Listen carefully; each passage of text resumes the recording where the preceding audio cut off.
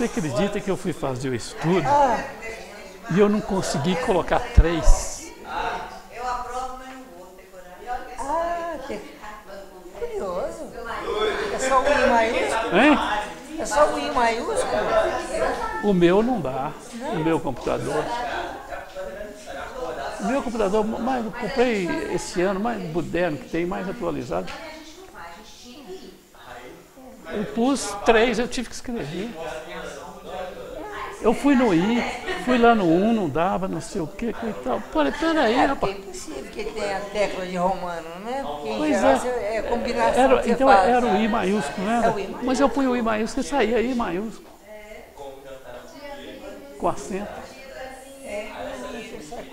Cortadinho. O seu é o Windows 8? Computador Windows 8, o seu? Não, é o 7. O meu é 7. O meu é 8, já está mais... Até meu menino falou, meu pai, não compra não, que ele é meio complicado de você usar. Mas eu comprei, tem um ano, já estou usando, já estou... Porque já está no 10. Pois é. Bom, o meu era, o que eu usava antigamente era o 6. O que eu gostava era o Explorer. O Explorer era um programa que não dava problema, Pois não é, tinha Ju. nada. Mas só tem o que aconteceu agora? Eles estão evoluindo Olha, tantos os outros, que os outros programas que estão saindo não são compatíveis mais com o Explorer. sim. Isso. Mas eu não tenho muita intimidade, não quero ter. Mas assim, é pelo menos uma noção de PowerPoint. O meu eu uso como é que fala? Só fazer um texto, o PowerPoint para ficar no estudo. É o Word só. Às vezes o Excel. Excel não sei nada, não peguei para aprender nada. Porque lá para mim é tudo informatizado. Mas eu tenho os programas certos, que os meus meninos lá sabem mexer, e não preciso de... Tá? Quando eu preciso de fazer alguma coisa, eu fico meio perdido. Porque A gente fica melhor quando você não usa. Não usa. Você não faz do dia a dia. eu percebi fazer isso aí foi dificuldade, você vai ver. Mas pelo menos dá Pode para... ser também a versão do Windows. Pode ser que ele trouxe novidade. Porque é igual o primeiro, o segundo, você põe lá 160 não sei o quê, sai primeiro lá o segundo, né? Primeiro, né? Um azinho, né? Eu não sabia. Você põe shift, 167, 168. Sabe o que aconteceu comigo? Que o shift mais a setinha você seleciona, né? Não é isso? Eu dei shift mais setinha e não selecionou, eu mexi, o meu programa, o computador virou de cabeça para baixo. Deu 180 graus. Para eu voltar, eu tinha que chamar um rapaz. Eu falei, mas não, você vai aqui, ó, você gira, aí depois eu tinha que chamar um rapaz lá para... Está na hora de começar? Deixa só o Júlio voltar. Aí ele ficou de cabeça para baixo. Tem umas funções. Aí, sabe o que eu fiz?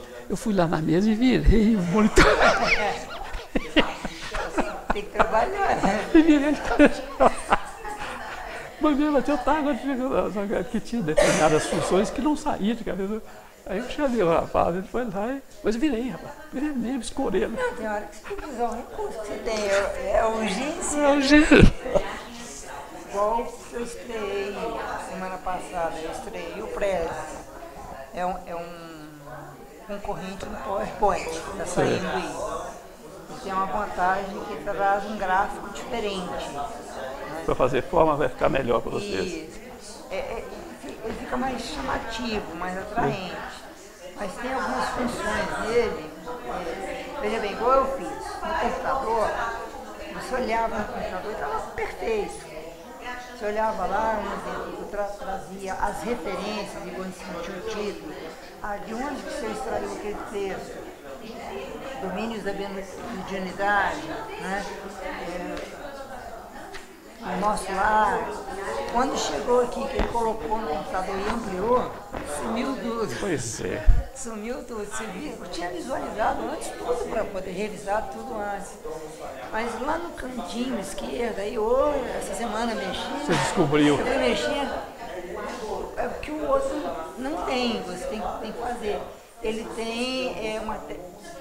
Na hora que você posiciona o mouse, ele aparece, uma tecla de zoom, para você aumentar ou diminuir, você vai reduzindo o tamanho que você quer. Eu fiz isso com o meu, porque o meu é o seguinte, você abre a tela, Você não tem determinados comandos, você não tem. Você leva o cursor lá fora do computador, ele puxa tudo para cá. Iniciar, tudo, você sabe como é que é? Então você joga o cursor lá, ele volta tudo, aí você clica no que você quer. E eu não sabia, como é que eu vou desligar esse computador? Aí desligava lá, mas não, tem tudo lá. E outro dia eu fui fazer um sei o quê, rapaz, que deu um zoom e ficou desse tamanhozinho. Como é que eu vou ler isso? Aí fui lá, tinha uns 3 ou 4 risquinhos assim. Aí eu cliquei ali, a zoom tá aqui, rapaz. Eles mudam de lugar e mudam ali. Os meninos já percebem isso com uma naturalidade muito grande. Aí justamente, sabe? Mas a gente não. Meu menino, eu sou usuário. Meu menino fala assim, meu pai, computador não é cobra, ele vai te morder, não pode mexer aqui, ele não vai te morder, não. Mas não morde, mas é uma hora que ele desconfigura o que você tem. Você está fazendo a coisa de sai, como eu estava fazendo, virou de cabeça para baixo, como é que eu fiquei? Está na hora de como é que é? Na hora. Aí, aparece. Bom dia, meus amigos. Bom dia. Vamos dar continuidade aos nossos estudos da mediunidade, do êxito, né?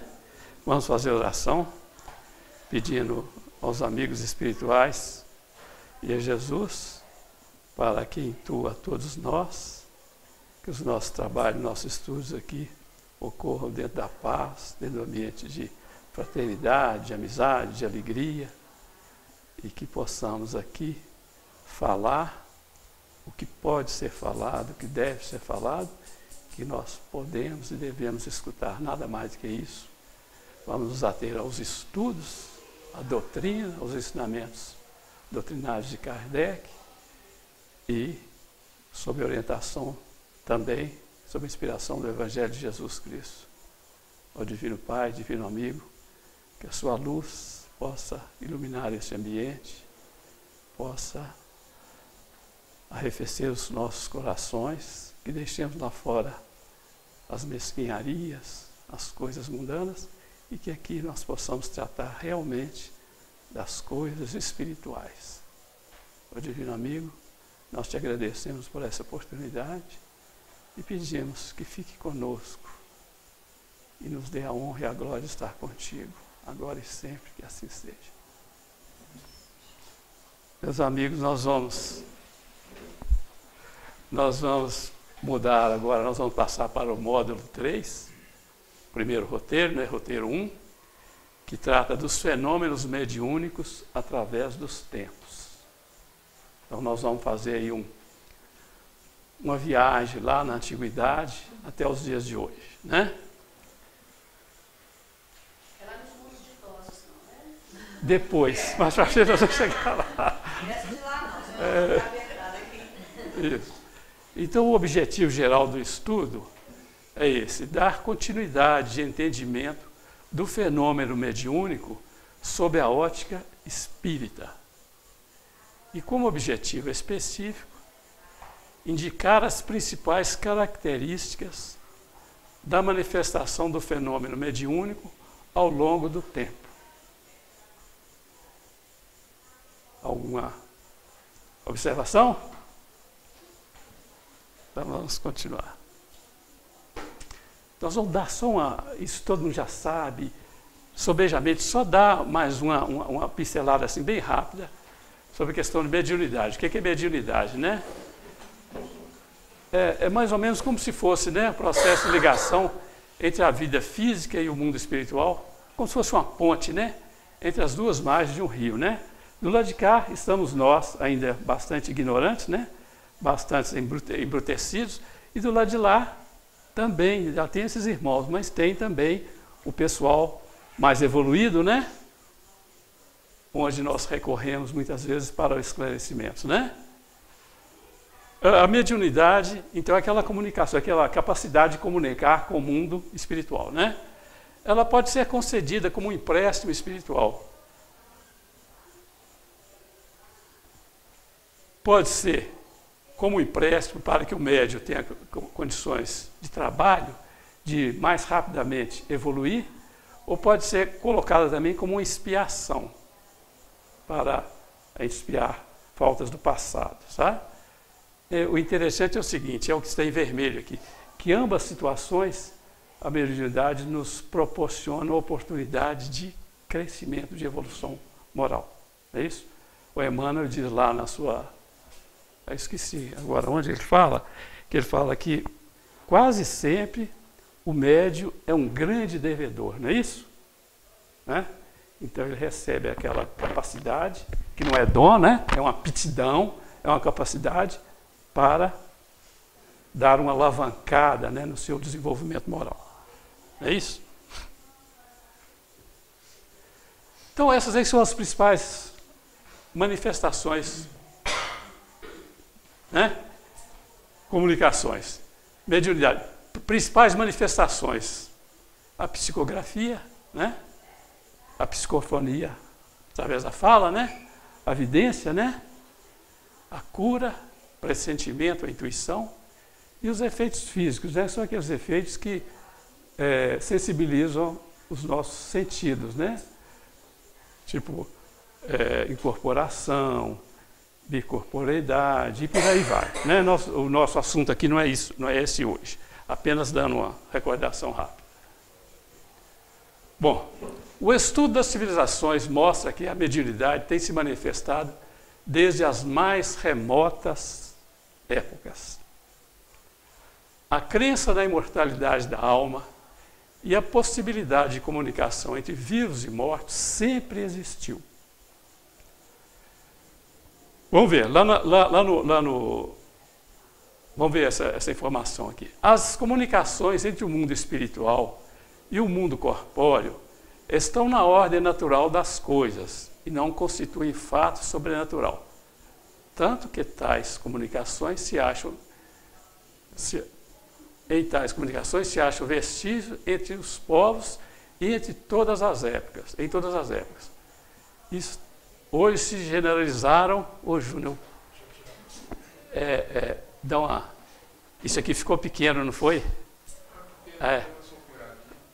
Isso, deu uma desconfigurada aí, não foi uma coisa aí? Isso, obrigado. Hoje se generalizaram e tornaram patentes a todos.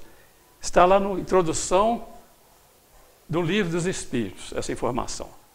Então é o seguinte, a gente vê o seguinte, que você estudando o assunto, nós vemos que as comunicações entre o mundo espiritual e o mundo corpóreo sempre existiram. Naturalmente que elas não existiram, elas não começaram como são realizadas hoje. Hoje nós já temos uma comunicação de uma maneira mais fácil, né? Muito mais eficiente. Nos primórdios da civilização humana, o homem já recebia, sim, informações do mundo espiritual. Só que ele não recebia através de uma psicofonia, de uma psicografia, ele nem escrevia, né? Mas ele recebia ali a intuição, né? Os espíritos estavam ali na mente dele, dando informação, faz isso, não faz aquilo, né? Através de intuição. Então, essas comunicações começaram com as intuições. Sim. Depois elas passaram por um processo assim, de comunicações tribais, com muito animismo, uma coisa ainda muito rudimentar, mas sim, houve comunicações, ainda com aquele povo rudimentar, aquele povo tribal, sempre houve. Depois passou por um processo mais evoluído, a civilização já estava mais crescida, no sentido de desenvolvimento, né? E aí apareceram aquelas comunicações oraculares, né? Que eram feitas através de oráculos, né? Aquelas denominadas pitonisas, sibilas, né? Que lá no povo hebreu até foi motivo do Moisés proibir. Nós vamos falar um pouquinho mais tarde sobre isso. E foram evoluindo daí para frente, né? Veio aquelas comunicações bíblicas, né? Também, se você compulsar a Bíblia e abrir a Bíblia, você vai ver comunicação com o mundo espiritual, uma atrás da outra, né? E nesse período da comunicação tribal, aquele animismo, eles passaram a personalizar tudo, sabe? Então, era o rei era o Rei Sol, o Deus Sol, a Mãe Terra, né? Eles davam, não compreendiam determinados fenômenos da natureza, davam o nome de Deus, não é isso? Foi por aí afora. Hoje as comunicações são diferentes, né? E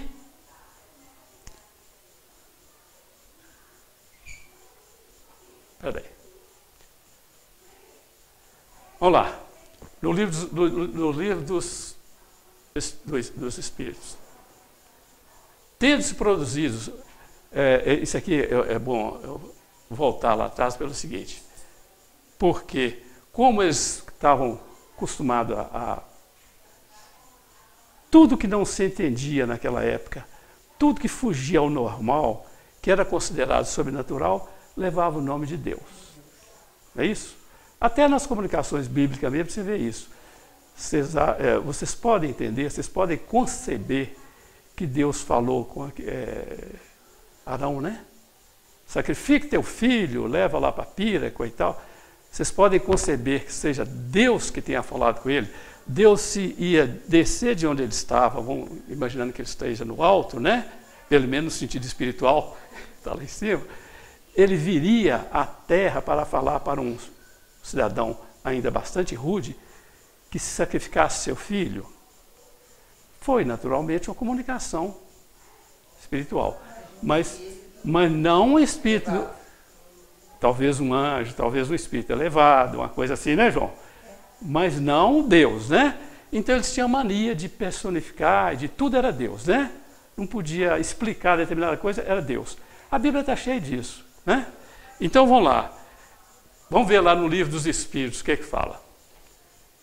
A pergunta 688 se remete a esse assunto que fala: tendo-se produzidos em todos os tempos e sendo conhecidos desde as primeiras idades do mundo, não haverão os fenômenos espíritas contribuído para a difusão da crença na pluralidade dos deuses? O que vocês acham? Vocês acham que essa situação proporcionou, incentivou essa questão da crença da pluralidade dos deuses? Eu acho que sim, porque se eles acreditavam que toda manifestação era Deus, se tinha manifestações diferentes, cada um era um Deus diferente. Cada um era um Deus diferente, né? Então é isso, Thaís, é isso mesmo, olha lá. Ó. Resposta, sem dúvida, porquanto, chamando Deus a tudo que era sobre-humano, os homens tinham por Deus os espíritos, né? Daí veio que, quando um homem, pelas suas ações, pelo seu gênio, ou por um poder oculto que o vulgo não lograva compreender, se distinguia dos demais, faziam dele um Deus e, por sua morte, lhe rendiam culto. Então, tudo era chamado Deus, né? Aqui é o seguinte, me remete àquele escritor alemão, Erich von Däniken, vocês todos devem conhecer as obras dele, não conhecem? De Volta às Estrelas, e eram os deuses astronautas, já ouviu falar? Já. O Erich von Däniken é da atualidade, né? No livro dele, primeiro livro, ele fala, eram os deuses astronautas? É uma pergunta, porque na verdade ele apresenta isso de uma maneira muito clara, assim, muito convincente para a gente, que aqueles que vieram aqui, que nós, a humanidade, dizia que eram deuses, que eram espíritos, na verdade eram astronautas. Eu estou só pondo isso aqui para dizer que esse tipo de coisa, que a crença nossa está de uma maneira errada há muito tempo, né? E ele fala perfeitamente nisso aí, né? Depois o outro livro é De Volta às Estrelas. Quem não leu, vale a pena ler, que é muito bom. Então nós vamos fazer uma caminhada aí, o seguinte, nós vamos ver lá no início das comunicações, o que se tem mais antigo, escrito, código moral, código religioso, vão lá na Índia. Sabemos ali, a Índia é o berço de todas as religiões. O livro dos Vedas foi datado aproximadamente 1500 anos de Cristo. Os Brahmanes são seguidores dos Vedas e acreditam que esse código religioso foi ditado pelo Deus Brahma. Nesse livro encontramos afirmativas claras sobre a imortalidade da alma e a reencarnação. Olha ali como fala, ó, tirado de lá.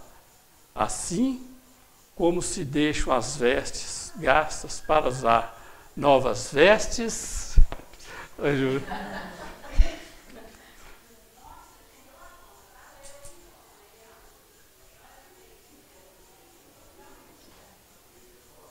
Ali, isso. Assim como se deixam as vestes gastas para usar novas vestes, também a alma deixa o corpo usado para recobrir novos corpos. Nós estamos falando de quê?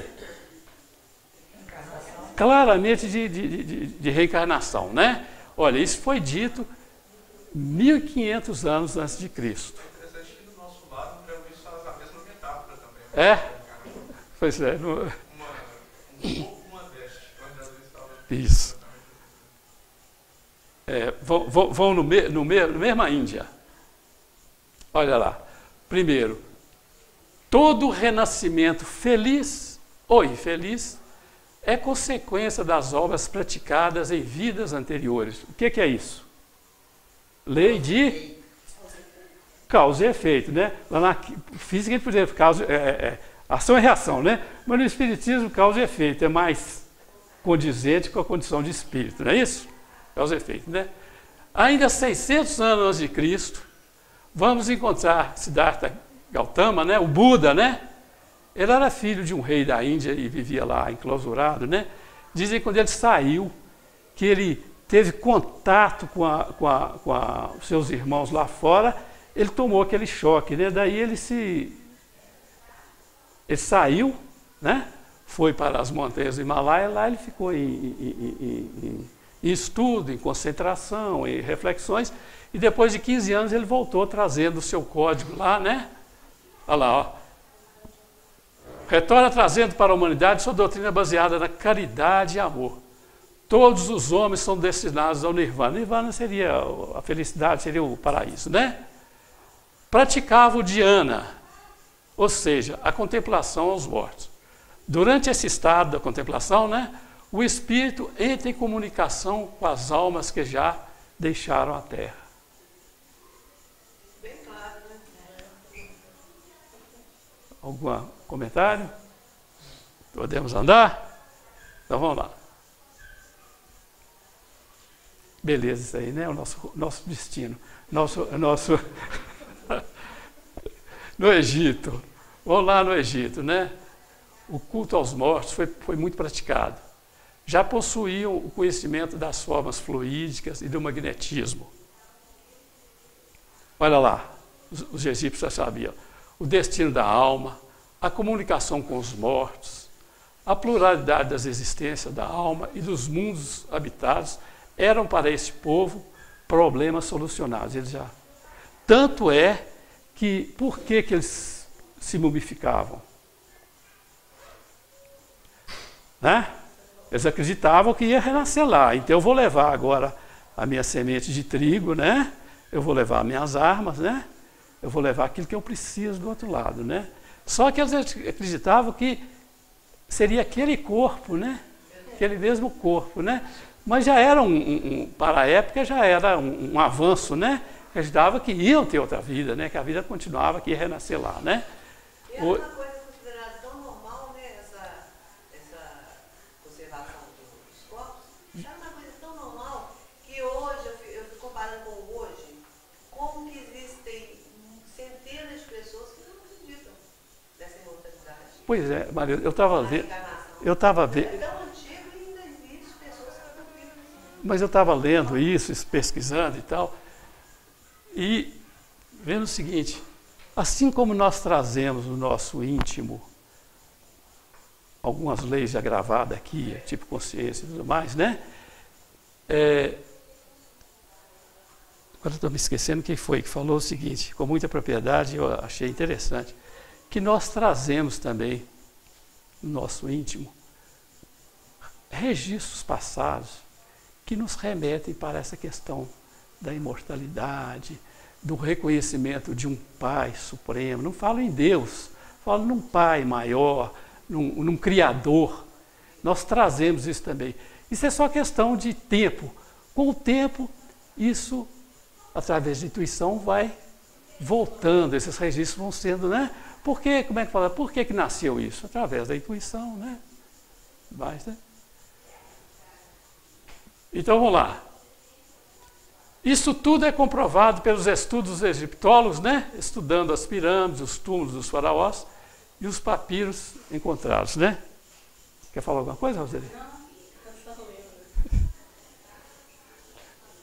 Então, vamos lá. Continuando. Na China milenar também, né? Olha lá. Aqui encontramos Lao Tse e Confúcio, né? 600 e 400 anos antes de Cristo. Que com seus discípulos mantinham o culto dos antepassados a base... Que com seus discípulos mantinham no culto dos antepassados a base de sua fé. Nesse culto, a ideia da imortalidade e a possibilidade da evocação dos mortos era clara. Né? Alguma observação? Vamos ver lá Israel. Bom, veio a proibição de invocar os mortos. Que ninguém use de sortilégio e de encantamentos, nem interrogue os mortos para saber a verdade.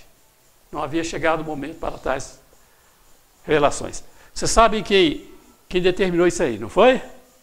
Moisés. Moisés era um grande médium, né? Tanto foi que ele recebeu no Monte Sinai as tábuas, né? Com os 10 mandamentos, né? Os 10 mandamentos ainda hoje são considerados o básico, o ensino básico, o ensino mais assim aprimorado, mais consistente de todo o ensinamento moral, de toda a religião, de tudo que se refere à ética, à moral, está ali, entendeu? Moisés recebeu esses ensinamentos, tudo indica, não estou afirmando, nem posso, tudo indica que foi através de escrita direta, né? Porque foi gravado em pedra, né? Tudo indica que tenha sido uma escrita direta, né? E quando ele desceu ao aureolado, né? Daí vocês veem, ele era um grande médium.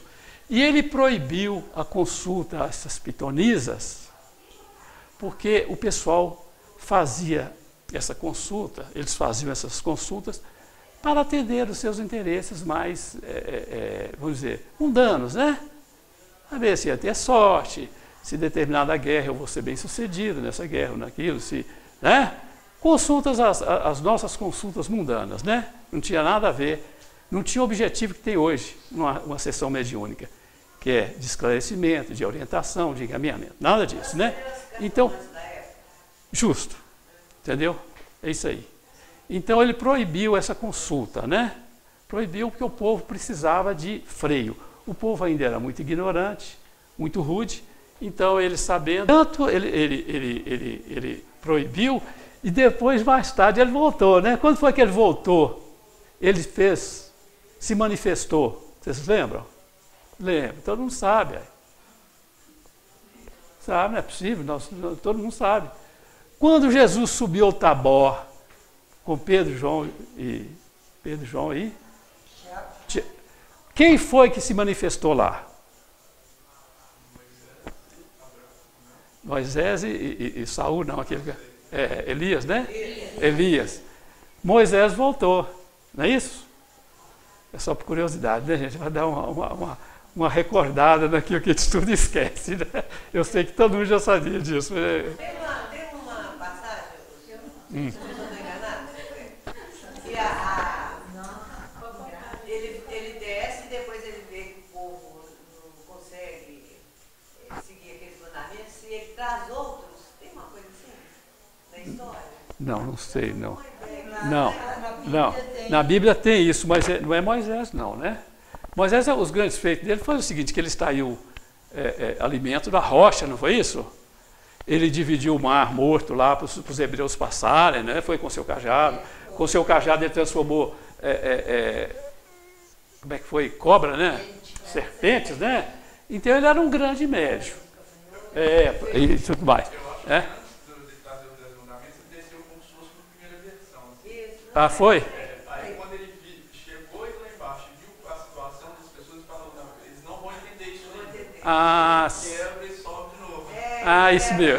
Agora é válido, é isso mesmo. Depois que ele reforçou, estudar com gente esclarecida é outra coisa, né?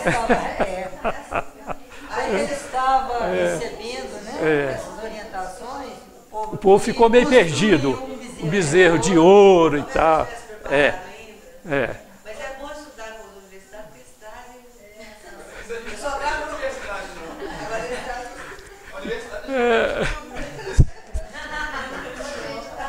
dos 10 mandamentos, não recorre. De vez em quando eu tento ver, gente. Eu estou assistindo. Muito bom, eu estaria assistindo, porque as outras novelas não fazem 8h, mas essa não é 8h30. Isso. Bom. Agora esse negócio aí dessas coisas de consultar, essas coisas, até hoje ainda tem. Tem, ué. Você fez muito quando era menina. Você fez quando era mocinha, você fez muito. Você lembra aquele negócio de copo? Era, porque tinha muitas essas coisas, né? Era um precursor da mesa girante. Era um copo na mesa. Você sabia isso? Consultando os copos. Lá na antiguidade também tinha um que fazia isso, lá na Itália antiga. Punha alfabeto e com um pêndulo. Ele ia fazendo essas perguntas e a espiritualidade ia mostrando com as respostas. Imagine há muitos anos atrás, né? Hoje já está desenvolvida, né? Mas a igreja tem. Já estou online, bem. Isso. Vamos lá ver. Na Grécia. A Grécia nós sabemos que foi um dos para nós aqui do Ocidente, nós temos muita coisa que miramos lá na Grécia Antiga. Na Grécia, a crença na evocação dos mortos era geral. Vários filósofos dessa civilização se referem a esses fatos. Pitágoras é o matemático, né? Quem não conhece o teorema pitagórico, né? 3, 4 e 5, né? O famoso teorema de Pitágoras, né? 600 anos antes de Cristo. Sófocles, 400 anos antes de Cristo, e principalmente Sócrates. Esse aqui que eu vou me referir melhor, isso aqui dá coisa, né, Júnior? Pois é, porque isso às vezes atrapalha. O Sócrates, segundo o Evangelho, segundo o Espiritismo, fala que Sócrates se assemelhava em muitos pontos à criatura de Jesus, tanto que ele é considerado o precursor de Jesus. Sócrates já falava na vida depois da morte. Ele cultivava o bem, o belo e o bom. Ele acreditava nas reencarnações, sabe como é que é? Viria outras vezes. E, inclusive, até nessa semelhança com Jesus. Também, segundo os escritos, Sócrates não escreveu nada. Nada. Era um homem de alta capacidade, sabe? Médio. Ele sempre conversava com o seu, vamos falar de mentor. O espírito sempre estava com ele sempre consultava. E era um homem de uma grande envergadura moral. Tanto quando ele foi condenado, como Jesus também ele foi condenado, sob a acusação que estava corrompendo a mocidade, a sociedade, foi condenado a beber cicuta, né? Que é uma erva que dava na coisa e tal, né? E quando ele estava lá na cadeia, ele recebeu a visita da mulher. E a mulher chorosa, preocupada, coitada, mas você foi condenado injustamente? Eu não me conformo. Ele falou, mas mulher, você queria que eu fosse condenado justamente? Quer dizer, a revelação dele. Queria que eu fosse culpado? Não, eu quero ir assim mesmo. Então, o Sócrates não escreveu nada. Em compensação... Os alunos dele armaram um esquema para ele fugir. E aí eles chegaram lá e falaram assim, não, a lei é a lei. A lei, justamente, foi boa lembrar. Ele não falou, não escreveu nada. Em compensação, o principal discípulo dele foi Platão. Platão, até hoje, o mundo reverencia Platão. Você sabe por quê? Platão, a principal obra dele é a República. E essa obra, Platão, ela é bastante manipulada, bastante usada, e ela influenciou o direito constitucional em muitos e muitos países. Até hoje se reverencia Platão. as ideias dele estão percorrendo, estão vivas no nosso meio até hoje. Ele foi discípulo ou Foi discípulo de Sócrates. Sócrates escreveu, mas Platão escreveu. Entendeu? Então, vamos lá. Aí, foi. A ideia da unicidade de Deus, da pluralidade dos mundos habitados, olha aí, ó, e da multiplicidade das existências, era por eles transmitida a todos os seus seguidores. Bom, Se eu quiser só sobre essa questão de Sócrates não ter escrito nada, nas aulas de filosofia o professor falava para a gente, né, que quem escreveu alguma coisa de Sócrates foi Platão. Só que no que ele escrevia, os ensinamentos que ele lembrava, ele misturava junto a isso as reflexões pessoais. ah, sim. Então tem uma dificuldade quando você vai estudar o que Platão escreveu sobre Sócrates, de você ver realmente o que foi Sócrates, O que era ele? o que era a verdade de Platão.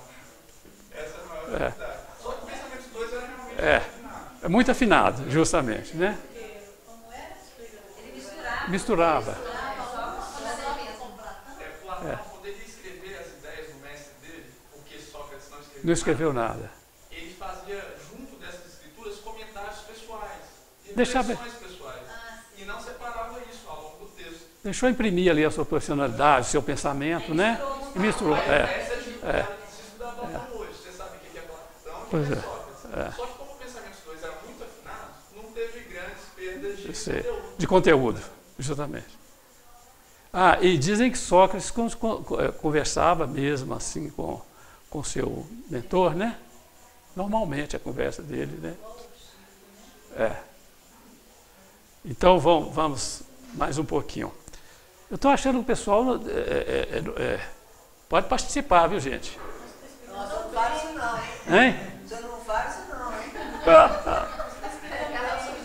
Aí. Tô contente. Bom, então nós estamos falando aqui do ano 2000, né?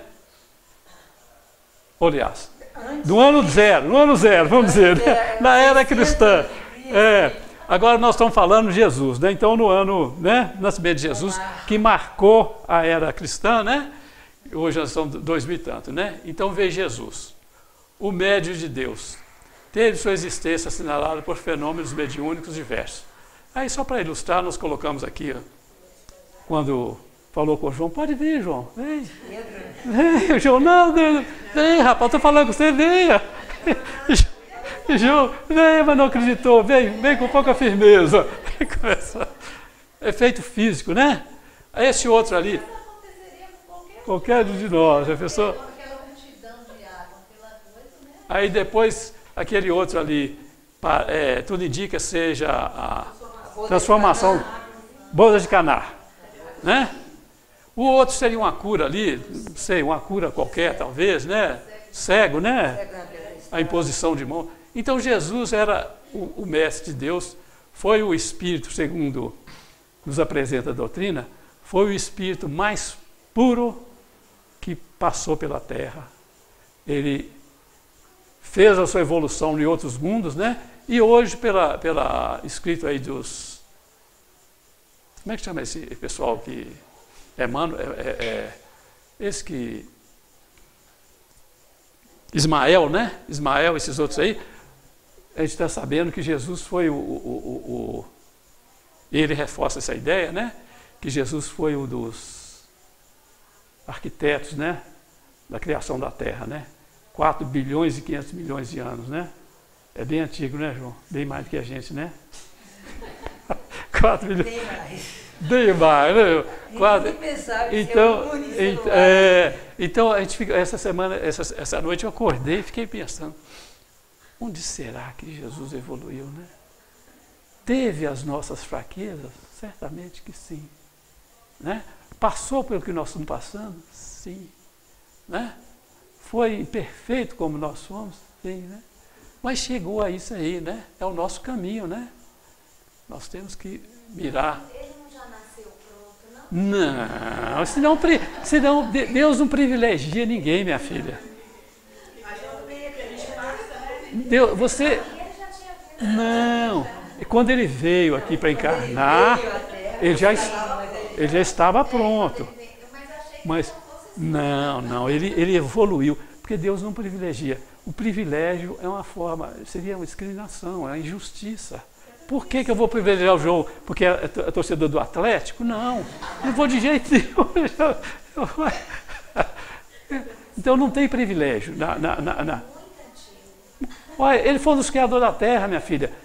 4 bilhões e 500 milhões de anos. A ciência comprova aí. Tudo isso que a gente passou pelas tentações. Claro que passou pelas nossas fraquezas todas.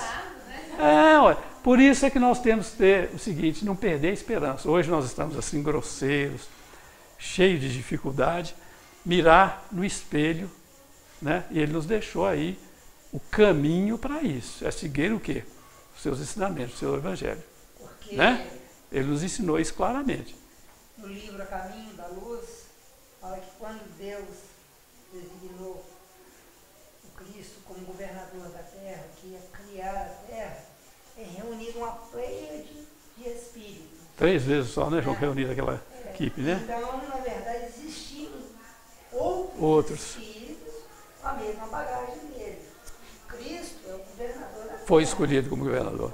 Assim como tem o Cristo De outros planetas, isso. que também, como disse o Zé Maria, passaram pela mesma evolução. Não existe um único Cristo, existe um único Deus. O Deus. Mas Cristos são vários, é isso mesmo. a evolução do Cristo, existem outros caminhando por Por isso que ele ele. fala, podeis fazer o que eu faço, Muito mais, tá vendo? Eu fico muito alegre de estar aqui com vocês participando dessa reunião, viu? Então vamos lá. Então Cristo fez, né, diversos, digamos, milagres que a igreja, né, principalmente a igreja católica, atribui a milagres, né? Nós, como espíritas, sabemos que não há milagre, né? Todos os fenômenos, todas essas manifestações de Jesus são explicáveis à luz do Espiritismo, né?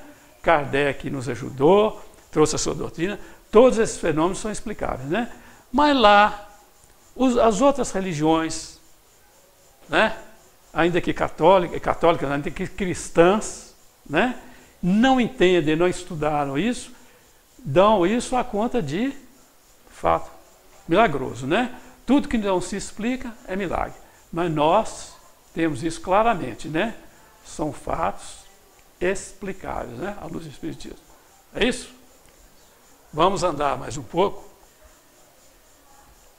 Na Idade Média. Idade Média, a coisa foi terrível, né? Tanto que foi chamada, alguém já chamou lá, Idade das Trevas. Aí teve a Inquisição, né? Teve as Cruzadas, né? Foi uma época em que o estudo mais profundo da religião era praticado apenas por sociedades ultrasecretas. O estudo mais aprofundado era considerado aqueles iniciados, eles ficavam escondidos, tinha que praticar aquele estudo secretamente, porque o normal, aquele estudo mais comum, todo mundo podia participar. E esses médios sofreram muito nessa época, porque foram perseguidos. A Inquisição perseguiu muita gente, né? Médio, não médio, bastava alguém, o Torquemada que eu diga, né? Bastava alguém apontar ali Taísa como herege, com um pensamento diferente do pensamento religioso da época, era julgada, era uma bruxa e levada à fogueira, né? E não ficou livre disso a Joana d'Arc. Joana d'Arc é uma jovem lá de Dom Remy, né? Na França, né? Na época, a guerra lá, né? A Joana d'Arc recebia orientação e com 18 anos ela comandava exército, ela, né? Sempre sob a orientação na vida dela, estavam lá os espíritos assoprando, faz isso, faz aquilo, né? E até nos combates mesmo, né? Até a armação da sua equipe, ela recebia orientação. Tanto que ela foi também queimada, né? Então, os casos que a gente conhece assim, vamos dizer, mais famosos, né? Mas tem também a da Senhora de Fátima, né? Os 3 pastores, né? Que também conversavam. Depois nós vamos passar aqui pela Itália, pelas coisas. Nós vamos, esses assuntos estão todos em cima, é isso aí. Então a Inquisição, né? A Inquisição fez aos nossos olhos, né, muita bobagem, né? Aí se pergunta assim, como é que Deus permitiu tamanha barbaridade? É outro assunto para outra reflexão, para outro estudo, né? Se ele permitiu, devia ter um fim prático da coisa, não é isso?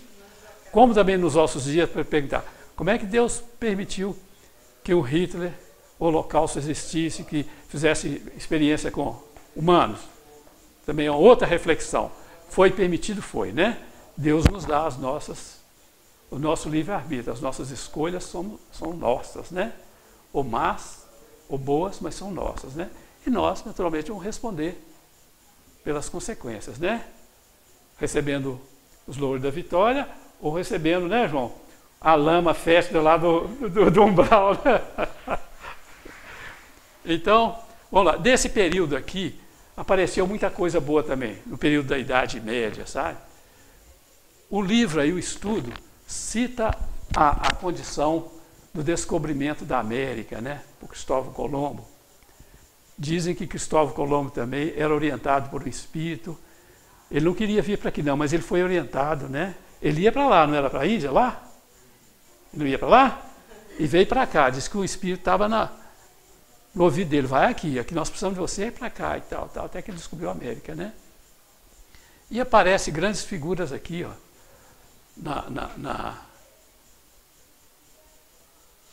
na literatura.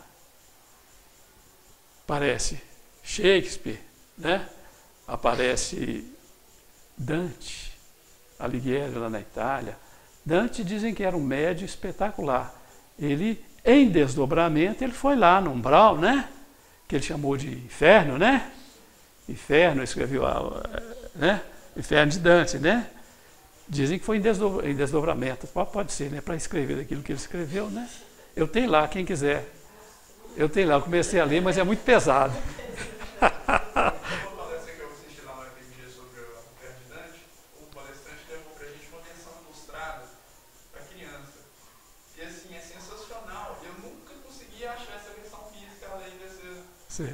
Além dessa versão, o que causou mais revolta na igreja na época do Dante é que ele já colocava no inferno pessoas que estavam vivas. Então, várias figuras. Não, principalmente do clero, né? Principalmente do clero, que ele colocava tudo ali. É isso mesmo. Entendeu? Então, mas apareceram grandes, como o Shakespeare, diz que as obras, essa famosa Romeu e Julieta, aquela outra, como é que chama? Romeu e Julieta, aquela... Como? Hamlet. Dizem que foram obras realmente de fundo, assim, inspiração espírita, mediúnica mesmo, sabe? E aí aparecem outros autores aí, na poesia, na música, né? Mozart, Beethoven, também eram influenciados pelos irmãos, né? Eles, às vezes, faziam uma partitura, né? Escreviam uma música ali, sem saber o que estava escrevendo. Escrevia. Porque você não pode conceber que um menino de 6 anos, de 8 anos, vai compor uma sonata aí, uma ópera. Tem que ser através de, mesmo que ele tenha registros anteriores, né?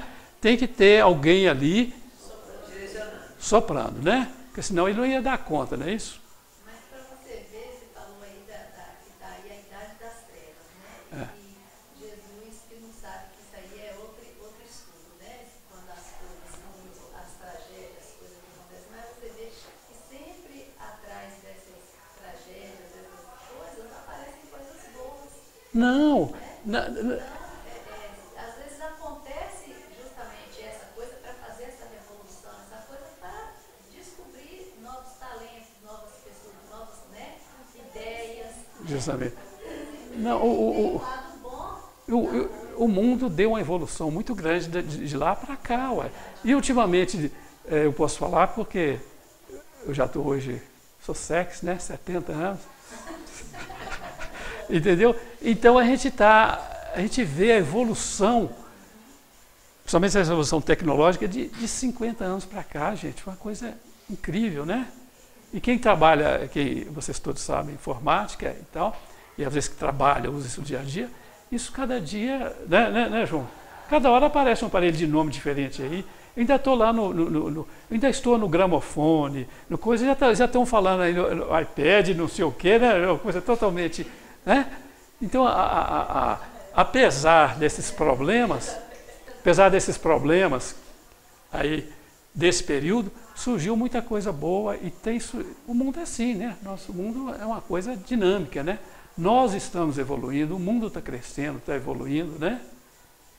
Não fica parado, nós nascemos para evoluir, para crescer. E os mundos também são assim, né?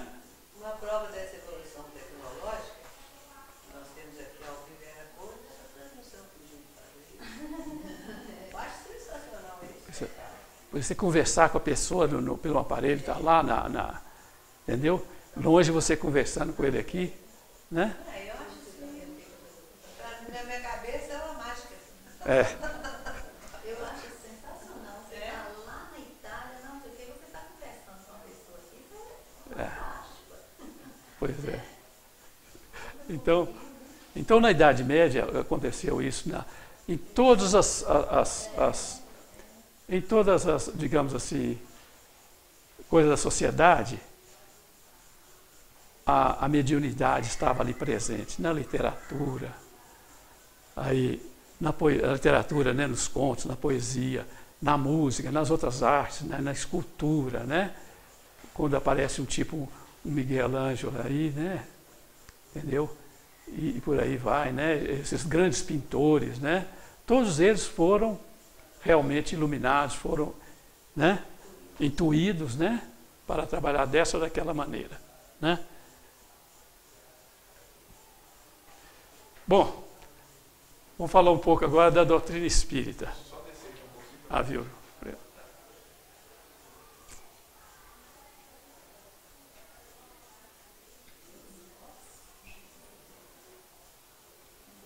Bom, nós falamos então que as comunicações começaram lá ainda bem muito, lá nas cavernas, né, já havia comunicação. Só que a comunicação lá era de uma maneira muito empírica, primitiva, e era mais o seguinte, era quase intuitiva, porque quem estava ali muito atrasado não tinha condição de receber aquilo como nós temos hoje, né? Esses estudiosos, alguns deles encaram como o início das comunicações espíritas atuais, nesse período aqui, 1848, né? Na pacata cidade de Redesville, no estado de Nova York, né? Na casa da família Fox, que os fenômenos mediúnicos começaram a ser conhecidos em todo o mundo. Aquele caso, né, daquelas duas irmãs, né? Kate, né? E qual a outra? Uma chamava Kate, né? E a outra Mariazinha. Então essas duas irmãs aí começaram a receber toques como é que chama? No assoalho da casa. Você sabe o que é assoalho, sabe? Antigamente era muito comum, hoje não existe mais, só na roça. Assoalho, cerâmica e tal. Começaram a bater, recebendo toques ali e tal. No fim elas começaram, depois de um certo período, elas começaram também a imitar. E aí começou a troca de informação através de toque, até que depois descobriram que aquilo ali, há mais tempo, morou alguém ali que assassinou um e enterrou lá, né? E esse espírito ficou preso lá e ele manifestou dessa maneira, não foi isso? Né? Então o mundo veio tomar conhecimento disso, isso foi divulgado e logo depois disso aí apareceu o nosso amigo, né? Allan Kardec, né? Em 1581, né? Ele começou a estudar os fenômenos espíritas com mais aprofundamento, né? De uma maneira mais séria, levando aquilo para o lado mais científico, vamos assim dizer, e aí ele pôde codificar a doutrina, né? Onde ele escreveu o Pentateuco, né? Que são 5 livros, né? Começou com o Livro dos Espíritos, terminou com a Gênesis, né? Tem o Céu e Inferno, os outros aí no meio, né? O Livro dos Médiuns, o Livro dos Espíritos, até chegou lá. E o Evangelho, segundo o Espiritismo.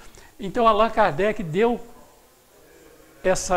dimensão maior na doutrina, a dimensão maior nas comunicações, porque ele nos ensinou, trouxe para nós meios mais práticos, meios mais eficientes de se comunicar-se com o além, com o outro lado, né? Assim, o livro dos médiuns, né? E aí, até os nossos tempos atuais agora, eu digo atuais, assim, mais recente, André Luiz, né? Seu livro Desobsessão mesmo, né? Ele trata de comunicação, né? Com o mundo espiritual. Então, Allan Kardec foi um grande médium, né? E ele fez toda a sua codificação, todo o seu trabalho, ele fez, na psicografia, né? E psicofonia, né? Ele,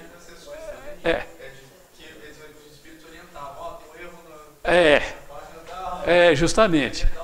E ele usava médios ali, né? Ele usou muito aquela inglesa, francesa, como é que chamava? Esqueci o nome agora. Usava os médios e aí perguntava, recebia. E aí ele deslanchou, né? Ele conseguiu escrever 6 livros, porque tem também o que é o Espiritismo também. Mas o Pentateuco são 5 obras só, né? Então, nos trouxe grandes conhecimentos e até hoje estão aí válidos para nós, desses conhecimentos, né? Nos dão um direcionamento, o que é a doutrina espírita, né? O grande mérito da doutrina espírita, eu acho que é o seguinte, é nos ensinar o quê? A sermos pessoas melhores, né? É fazer a nossa reforma íntima, né? Nos ajudar no nosso crescimento interior, né? Na nossa evoluir, né? Espiritualmente, crescer espiritualmente, nos tornar pessoas melhores, né? E isso, a doutrina faz isso de uma maneira bem assim, tranquila, né? Não é como um dos princípios basilares do Espiritismo, é não violentar consciências, né? É isso? Todos nós vamos ter a nossa hora, o nosso momento, respeitar o limite seu, você respeita o meu, né? Porque cada um de nós está num estágio, né? Eu sei que todos aqui já estão lá, no 3º degrau. Eu estou chegando no 2º, no 1º, viu? E um dia, nós todos vamos estar lá na frente, né? O nosso rumo, o nosso destino são lá, os mundos superiores, né? Os mundos felizes, né? Tá rindo, mas é verdade, viu? Fala.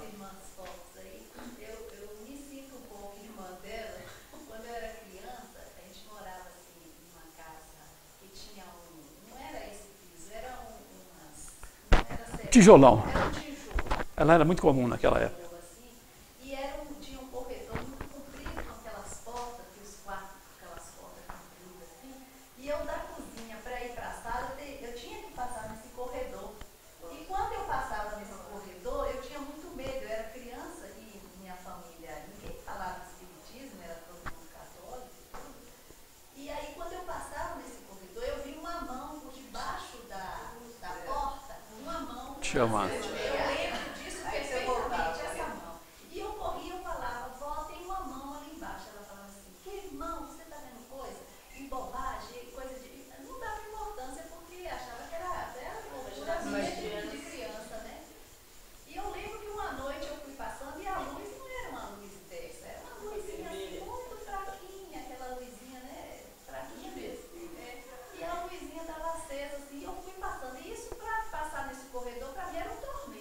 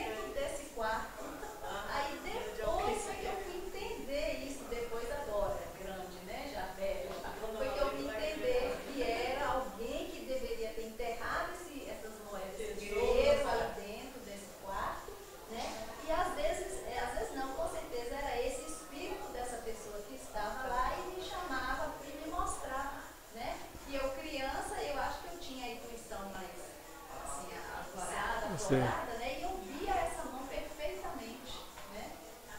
Chamando. Aí quando abriram, que descobriram, viram que não era. Eu vou.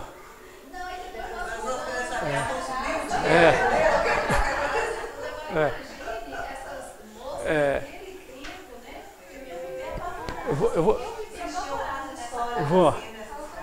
Eu vou contar um casinho aqui, 2 casinhos aqui, rapidinho para completar o tempo aqui.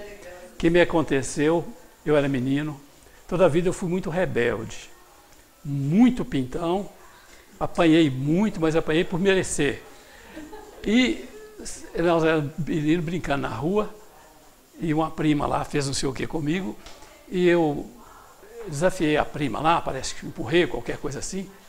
Ela falou assim, olha, de noite o capeta vai te pegar. Eu falei, ele pode vir que eu estou preparado para ele. Eu tinha uns 8 para 9 anos. Fui deitar. Deitar, mal tomei banho ali, que a gente lavava o rosto e os pés, né? Tomei banho não, o rosto e os pés, e às vezes na mesma água. Lavava o rosto e o pé e fui deitar.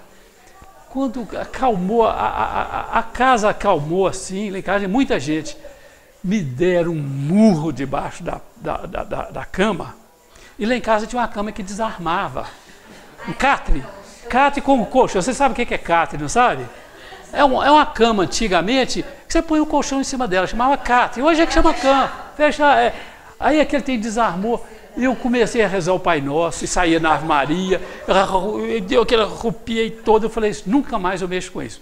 E agora, depois de certa idade, que eu fui para o Espiritismo, que eu fui estudar o Espiritismo, para poder combater, criticar o meu irmão e minha cunhada. Eu falei, eu vou ler essa porcaria, não falei nem assim, eu vou ler aquela M para poder criticar melhor o Espiritismo, fazer minhas críticas com mais embasamento, isso. Aí me pegaram, né? Mas me aconteceu aqui há mais ou menos 20 anos atrás, eu morava no São Pedro. E eu tinha um tio que morreu o seguinte, numa noite de festa. Ele já estava alta madrugada, teve um furdunço assim na rua, ele abriu a janela, coitado, para ver aquilo, tomou um tiro na testa e morreu. Eu com muita irreverência, falei assim, olha, ele morreu de gaiato. Isso num dia 31 de dezembro, no Réveillon. Eu falei, ele morreu de gaiato porque chegou coitado. Falei aquilo de uma maneira assim, muito irônica, sabe como é que é? Debochada mesmo. Estava na casa do meu irmão ali no Califórnia, né? Fomos para casa, São Pedro. Quando nós chegamos para casa, preparando ali no quarto, Tânia deitou. Quando eu sentei na cama, acabei de fazer minha oração assim, rápida, eu escutei um estrondo na janela. Pá! Quando eu olhei, a janela toda quebrada, estilhaçada. E do quarto eu escutei uma zoeira assim, entrou um projétil, o projetil entrou, tinha como é que chama? Não, criado não, um porta-joia de metal. Estava aqui, ele estava de lado, amassado, e o projétil lá no chão. Aí eu fiquei impressionado, aquele negócio, tem aquele... Aí eu acordei, né? Acordei, não dormi mais. Não, eu acordei para a realidade. Não é sono, não. Acordei para a realidade. Aí, no outro dia de manhã, eu procurei o distrito policial, fiz pedido, eles foram lá, fizeram o BO, vieram cá e trouxeram uma equipe de balística, sabe? Onde ele entrou, só quebrou ao redor, porque entrou com muita velocidade, quebrou só ao redor. Mas o resto estilhaçou tudo, sabe o vídeo, sabe? Onde ele entrou e onde ele bateu, teria me torado no meio aqui, ó. Eu estava sentado na cama. Ele passou em cima de mim, em cima de Tânia, e bateu lá. Ele teria me torado. Se eu tivesse um pouquinho, questão de segundos, se eu ficasse ali, eu teria recebido aquilo aqui E a polícia fez coisa lá e não deu nada, como sempre não dá em nada, mas pelo menos isso ficou patente para nós, que aquilo não foi, parece que não foi uma bala perdida. No meu entendimento, hoje, eu entendo que não foi uma bala perdida, aquilo foi uma coisa... Porque eu fui muito irreverente mesmo, sabe? e tal. E então alguém falou, eu vou te mostrar que não é assim, né? Então a gente deve... É questão, isso está no assunto de comunicação, porque foi uma comunicação mal feita que eu fiz, né? Meus amigos, poderíamos continuar semana que vem, mas eu não estou vendo assim mais necessidade. Eu quero concluir o seguinte: sempre houve comunicações, de uma maneira mais rústica, de uma maneira mais empírica, até hoje que as comunicações são mais claras, são mais eficientes, né? A gente chega numa mesa mediúnica, né? As manifestações ali, as comunicações, e também você pode provocar essas comunicações, né? Fazendo uma evocação, né? Isso já foi feito há muito tempo, continua sendo feita, né? Tem os seus vantagens, suas desvantagens, né? Emmanuel fala que a gente não deve provocar vocação, né? Deixa que o sinal venha de lá para cá, né? Porque às vezes você provoca, né? Pode vir um espírito que você não está preparado para atendê-lo, né? E o próprio João, né, falou, né? Olhar, isso são os espíritos são de Deus, né? Pode vir ali uma criatura que não está, né? Então deixa que a manifestação ocorra de lá para cá, né? Agora, na mesa mediúnica é diferente, você já senta ali com aquele propósito. Tem todo um aparato espiritual de proteção, não é isso? É diferente. Mas na casa da gente, no local de trabalho, qualquer outro, não é local para evocar ninguém. Mas só que a gente evoca todo dia, toda hora. Oh meu Deus, oh meu Jesus. É uma evocação, né? Tá certo? Apesar de ser uma oração, mas é uma evocação, eu estou chamando, né? Oh meu Deus, oh meu Jesus, não é isso? Me ajude, né? Essa evocação não só pode, como deve, né? Alguém quer acrescentar alguma coisa? Eu quero só concluir uma coisa que você começou a falar, que você leu.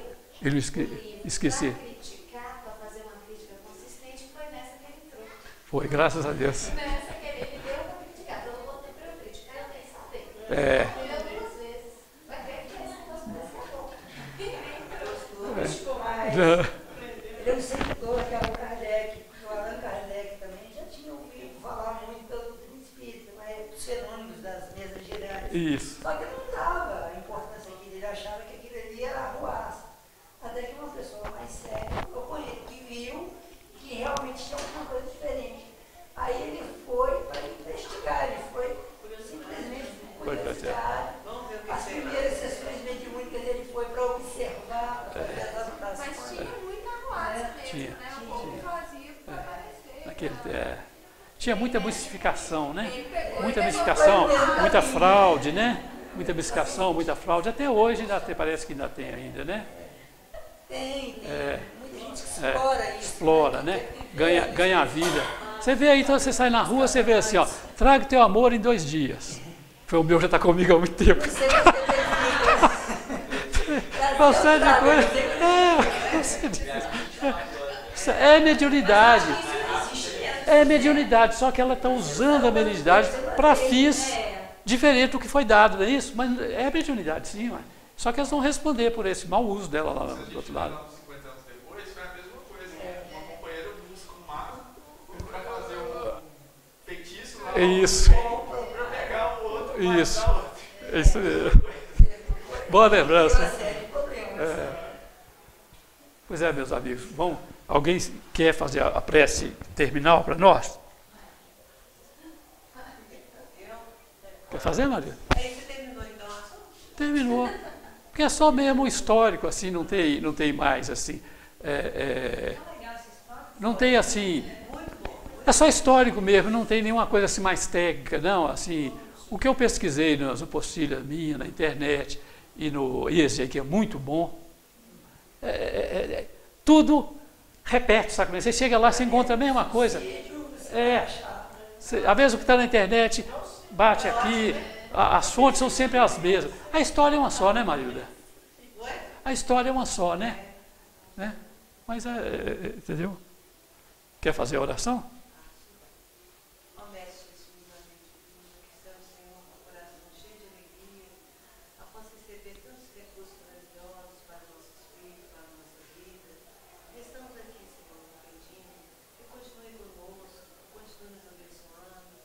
Continue nos enviando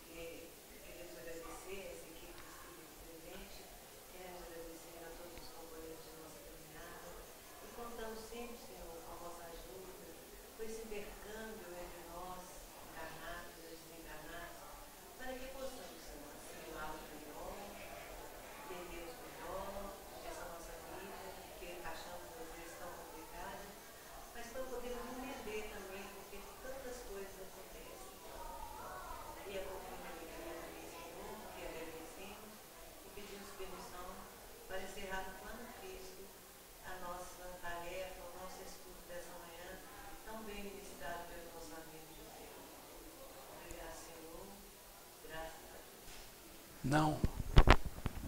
Concordo contigo.